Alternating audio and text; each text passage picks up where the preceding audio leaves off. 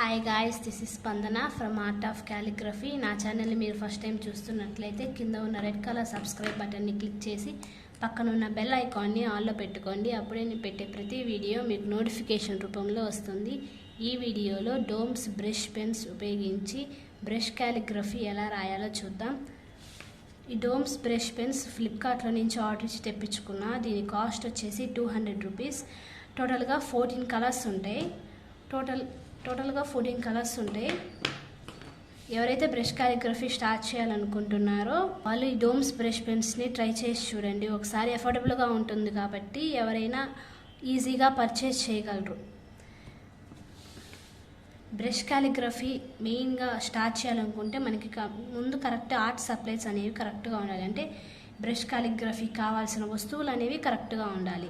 ముందు paper quality అనేది కరెక్ట్గా ఉండాలి. పేపర్ క్వాలిటీ కరెక్ట్గా లేకపోతే ఇది వాటర్ కలర్ కాబట్టి ఇంక్ స్ప్రెడ్ అయ్యే ఛాన్సెస్ ఉంటాయి.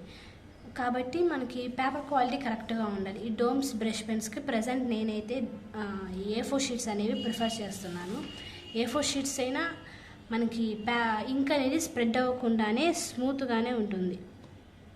ఇంక్ అనేది స్ప్రెడ్ అవ్వట్లేదు. స్ట్రోక్స్ ఇచ్చేటప్పుడు కూడా చాలా స్మూత్గా ఉంది. హ్యాండిల్ చేసే పద్ధతి కూడా చాలా కంఫర్టబుల్గా ఉంది.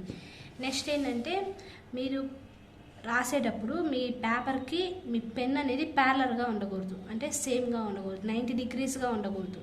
మీ పేపర్కి పెన్ అనేది 45 డిగ్రీస్లో ఉండాలి. 45 డిగ్రీస్ ఉన్నప్పుడే మనకి డౌన్ స్ట్రోక్స్ అనేవి కానీ అప్ స్ట్రోక్స్ అనేవి కానీ ఈజీగా ఇవ్వగలుగుతాం. కంఫర్టబుల్గా కరెక్ట్గా వస్తాయి. ఎప్పుడైతే 90 డిగ్రీస్గా ఉంటుందో మనకి డౌన్ స్ట్రోక్స్ అనేవి ఇలా వస్తాయి, అప్ స్ట్రోక్స్ అనేవి ఇలా వస్తాయి. కాబట్టి 90 డిగ్రీస్ అంటే ప్యారలర్గా ఉండకూడదు. పెన్ అనేది ప్యారలర్గా హోల్డ్ చేయకూడదు. పర్పెండిక్యులర్గా హోల్డ్ చేస్తేనే మనకి అప్ స్ట్రోక్స్ డౌన్ స్ట్రోక్స్ అనేవి కరెక్ట్గా వస్తాయి. తర్వాత ఇప్పుడు మనకి మెయిన్గా ఉండాల్సింది ఏంటంటే బేసిక్స్. ముందు మెయిన్గా 2 బేసిక్స్ ఉన్నాయి. అప్ స్ట్రోక్ ఉంది, డౌన్ స్ట్రోక్ ఉంది. ఫస్ట్ అప్ స్ట్రోక్ చూద్దాం. అప్ స్ట్రోక్ అంటే ఏం లేదు, లైట్ ప్రెజర్తో మనం పెన్నికి ఎక్కువ ప్రెజర్ ఇవ్వకుండా లైట్గా డౌన్ టు టాప్ రాయటాన్ని అప్ స్ట్రోక్ అంటారు. ఇవి main first one. Next one ఏంటంటే డౌన్ స్ట్రోక్. అంటే top to bottom high pressure ఇస్తూ రాసేదాన్ని డౌన్ స్ట్రోక్ అంటారు.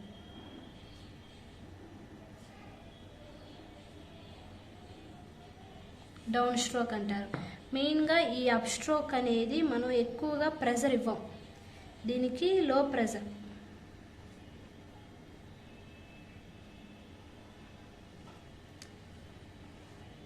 High pressure.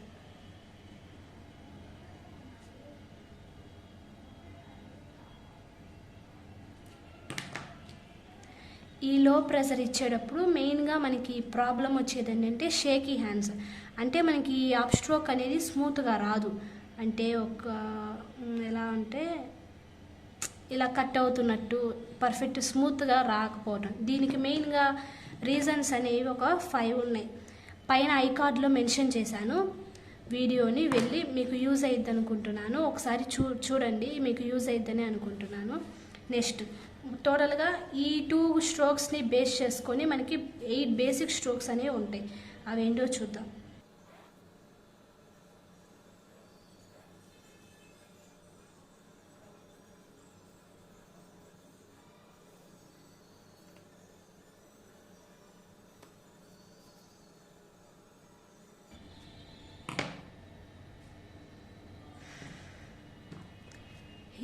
ఈ టోటల్గా 8 బేసిక్ స్ట్రోక్స్.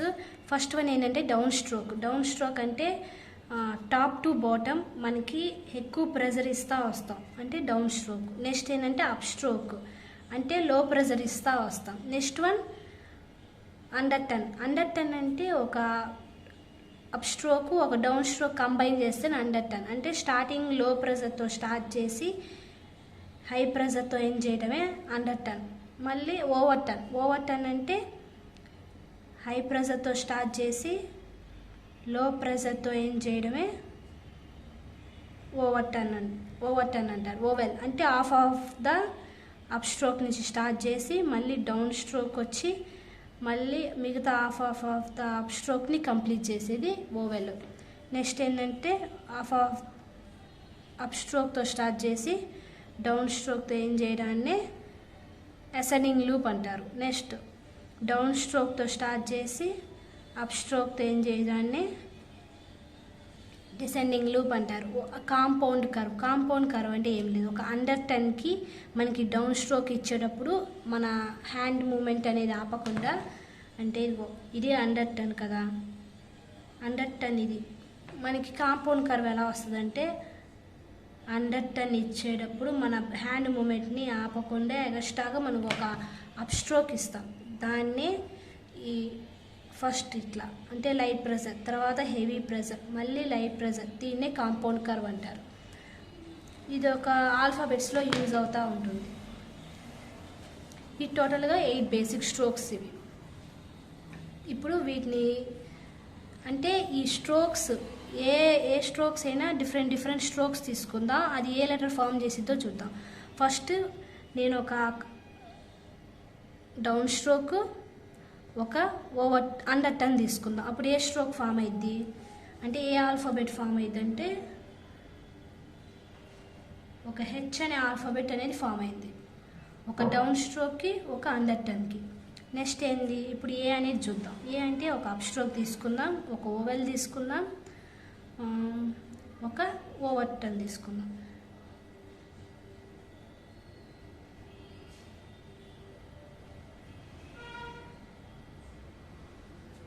ఏ అనేది ఫామ్ అయింది. కాబట్టి ఈ స్ట్రోక్స్ ఈ టోటల్గా 8 స్ట్రోక్స్ ఉన్నాయి కదా, ఒక్కొక్క దానికి ఒక్కొక్కటి కంబైన్ చేస్తూ ఉంటే మనకి ఒక ఆల్ఫాబెట్స్ అనేవి ఫామ్ అవుతూ ఉంటాయి. Thank you guys. ఈ వీడియోకి ఇంతే. ఈ వీడియో మీకు యూజ్ అయిందని అనుకుంటున్నా. ఈ వీడియో మీకు యూజ్ అయితే లైక్ చేయండి. ఏమైనా డౌట్స్ ఉంటే కమెంట్ సెక్షన్లో కమెంట్ చేయండి. ఏమైనా మీకు ఎక్స్ప్లెనేషన్ ఏమైనా కావాలనుకున్నా, ఏమైనా దేని గురించి ఏమైనా ఎక్స్ప్లెనేషన్ కావాలనుకున్నా కమెంట్ సెక్షన్లో కమెంట్ చేయండి. టోటల్గా మీకు ఈ వీడియో నచ్చితే సబ్స్క్రైబ్ చేసి పక్కనున్న బెల్ ఐకాన్ని క్లిక్ చేయండి. Thank you guys.